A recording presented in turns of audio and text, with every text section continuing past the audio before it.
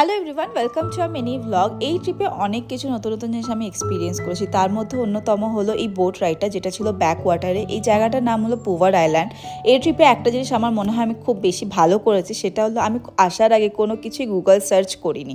এখানে এসে প্রত্যেকটা জিনিস আমি যেগুলো দেখেছি সব কিছুই আমার কাছে নিউ এক্সপিরিয়েন্স। গুগলে দেখে এলে অনেকটাই আইডিয়া হয়ে যায় যে এখানে কী আছে, ভেতরে ঢুকলে আমি কী দেখতে পাবো।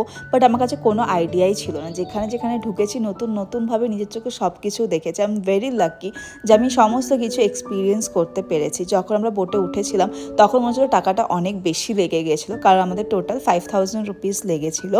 বাট যখন পুরো রাইডটা কমপ্লিট করলাম না, ইট ওয়াজ টোটালি ওর্থ ইট। আমি বলবো যদি কেরালা যাও, Backwater ride is must, please করো, খুবই ভালো লাগবে। আমরা দুপুরে গিয়েছিলাম, দুপুর থেকে সন্ধ্যে নামার মতো সময় হয়ে যেত, মানে সূর্যাস্তটাও দেখেছিলাম। এত সুন্দর লাগছিল। এখানে অনেকগুলো স্পটও আছে যেগুলো ওরা দেখায়।